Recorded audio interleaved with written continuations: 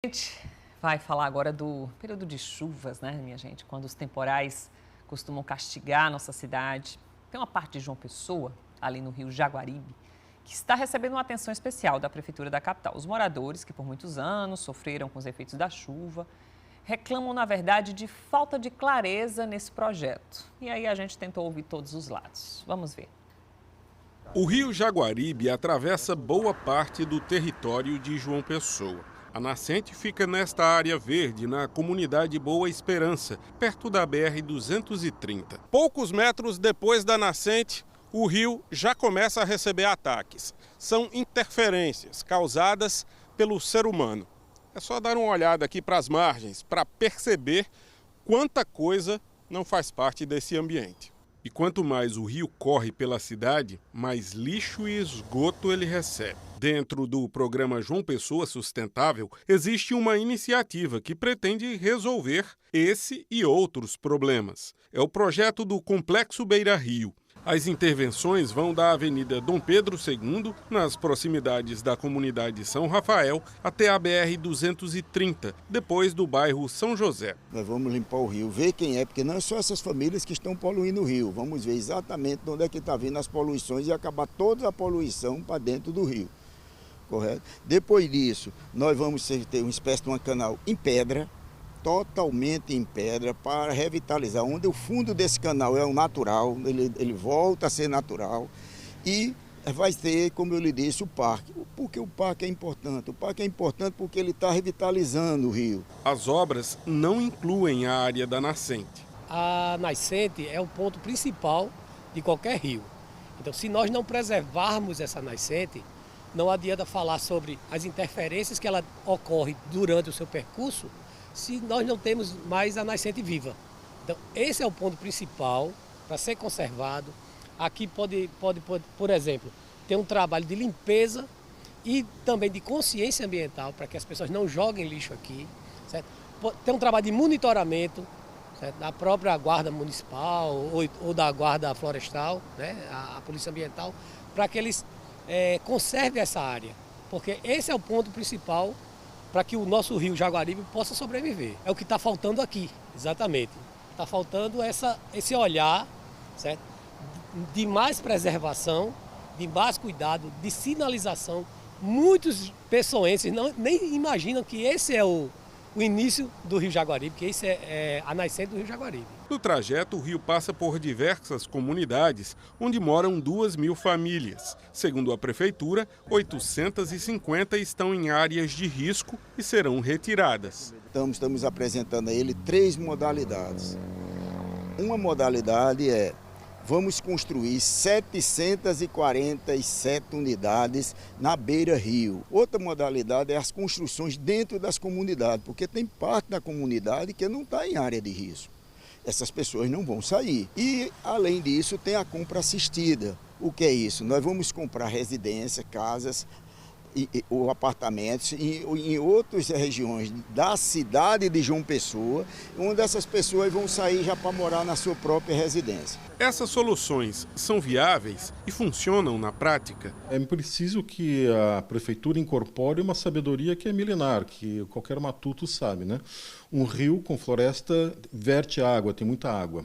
Se deixar o rio desprotegido, sem mata ciliar, com as nascentes também desprotegidas, vai secar, o rio vai secar, basicamente é isso. Então, floresta, água, sem floresta, seca. Tomando esses cuidados, eu acho que, e feito com o devido cuidado no que diz respeito ao social, eu acho que João Pessoa tem a ganhar. Uma das comunidades atingidas pelo projeto é a São Rafael. Na entrada, a placa mostra que nem todo mundo está satisfeito. Alguns moradores que vão ter casas removidas querem saber qual foi o critério. Alguém explicou para você por que é que a sua casa tinha que ser retirada e a casa que é colada parede com ela, não? Não me explicaram isso não. No dia que eles vieram fazer aqui um cadastro, eles falaram que é um cadastro único, que era para rever a questão dos documentos sobre as casas que iam sair, umas e outras não. Mas não disse nitidamente que ia sair a minha. O Hélio aí desse uma explicação porque eu vou sair daqui e as outras casas não vão sair. No caso de Josinaldo, a casa também é onde ele cria porcos para vender há 35 anos. A gente podia ficar aqui, não é área de risco, um alagamento aqui não existe. Nunca entrou água aqui não, a água chega muito distante daqui, que daqui para o rio tem para uns 140 metros. Então não chega água aqui. A Associação de Moradores e o Instituto Voz Popular, que atuam na área, questionam os critérios. Há mais de 15 anos, nós do Instituto Voz Popular, a Associação de Moradores, vem dizendo que essas casas que estão de fato na margem do rio precisavam sair. E sair, mas para serem realocados dentro da própria comunidade. Nós temos 2 terrenos hoje dentro da comunidade que poderiam abarcar todas essas famílias, né? E o problema desde o início é esse: quando esse projeto de uma pessoa sustentável foi implementado, não se levou em conta esses espaços que tem dentro da própria comunidade para realocar essas famílias. Sem contar que essas famílias que estão nessas áreas têm criação de animal, são catadores de resíduos sólidos na sua grande maioria e sobrevivem disso. A própria fundação, que presta uma série de serviços para a comunidade, vai ser atingida. Esse espaço seria justamente uma sede ainda maior do que a gente tem hoje, do Instituto Voz Popular, e que serviria também como um exemplo de arborização para manter um espaço verde dentro da comunidade, já que as periferias vêm perdendo isso.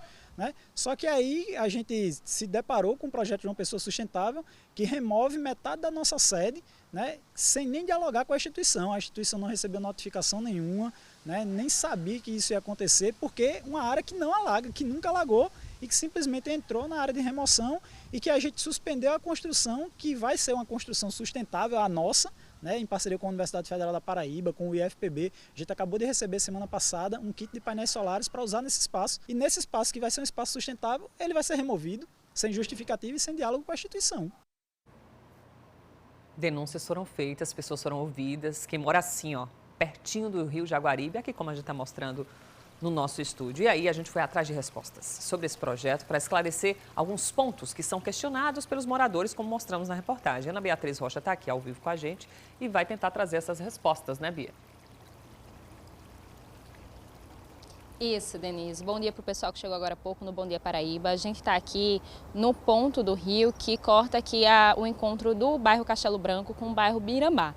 Quem vai tirar essas dúvidas para a gente é Anderson Fontes, ele é diretor de controle ambiental da SEMAN, e a nossa primeira dúvida é se existe um diálogo contínuo com a população em relação a qualquer tipo de conscientização nesse sentido, porque a gente viu na reportagem que muita da poluição é causada por uma ação humana. Existe um diálogo contínuo com a população nesse sentido? Bom dia. Bom dia, Denise. Bom dia a todos. Existe sim.